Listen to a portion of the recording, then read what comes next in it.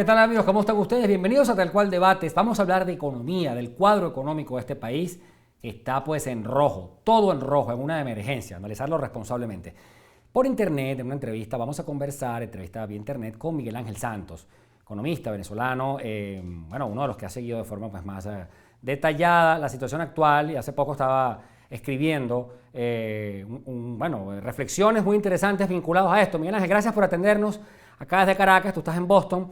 Yo quería preguntarte en primer término, a ver si podemos dibujar un mapa del cuadro de las finanzas del país.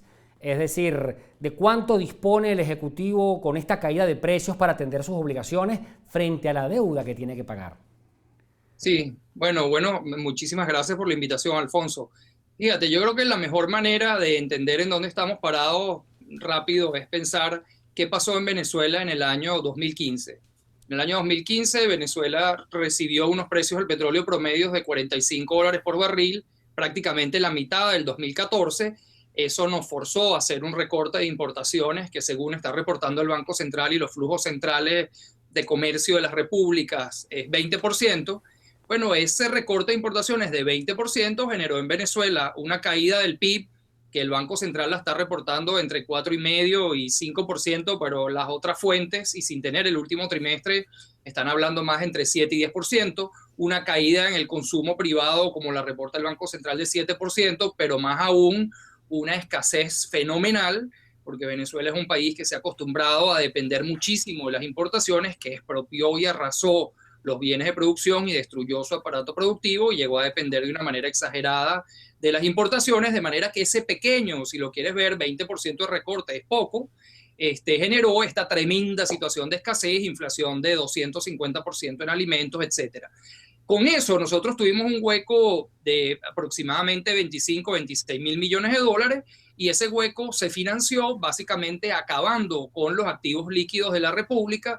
Venezuela redujo sus reservas internacionales en 7 mil millones de dólares. Venezuela vendió por adelantado a creencias que teníamos de Petrocaribe a un descuento gigantesco, reunió 3.500 millones de dólares. Venezuela agotó sus derechos especiales de giro en el Fondo Monetario Internacional, 3.000 millones de dólares adicionales. Venezuela hipotecó el oro de las reservas por 3.500 millones de dólares, de manera que Venezuela agotó toda la O sea, tenencia. Venezuela se gastó sus reales y no produjo más nada salvo producir petróleo y ahora no alcanza el petróleo. Se comió Exactamente. todo su Entonces, dinero. ahora, para el año 2016, el precio promedio, estas primeras 6 semanas del año, ha sido 25. 25 es un poco más de la mitad de 45. Si el precio se mantuviera a ese nivel, nosotros tuviéramos exportaciones de 22 mil millones de dólares. Para que la gente se haga una idea, el año pasado, que fue un año, el peor año económico de Venezuela, sin ninguna duda, desde que se fundó el Banco Central y se llevan estadísticas, nosotros importamos en bienes y servicios 50 mil millones de dólares en el 2015. De manera que este año 2016, arrancando con 22 mil millones de exportaciones, si importamos lo mismo que en el 2015, que no fue ningún fenómeno de año, y pagamos 5.500 millones de amortización de deuda que tenemos pendiente, tenemos un hueco entre 35 y 40 mil millones de dólares. Tú me dices que el petróleo no va a estar todo el año en 25, que va a subir un poco más. Bueno, si sube a 40, recibiríamos unos 10 mil millones de dólares adicionales.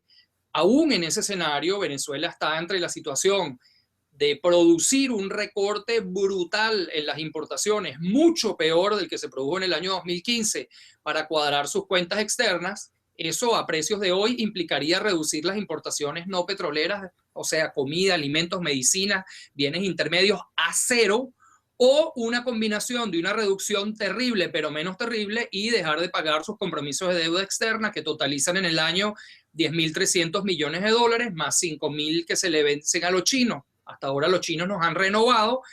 Estamos en ese escenario, un recorte brutal de importaciones para pagar deuda que nos llevaría a una crisis humanitaria sin ninguna duda, o un recorte grande en importaciones que provocaría una crisis fenomenal, pero menor que en el otro caso, combinado con un cese de pagos de deuda.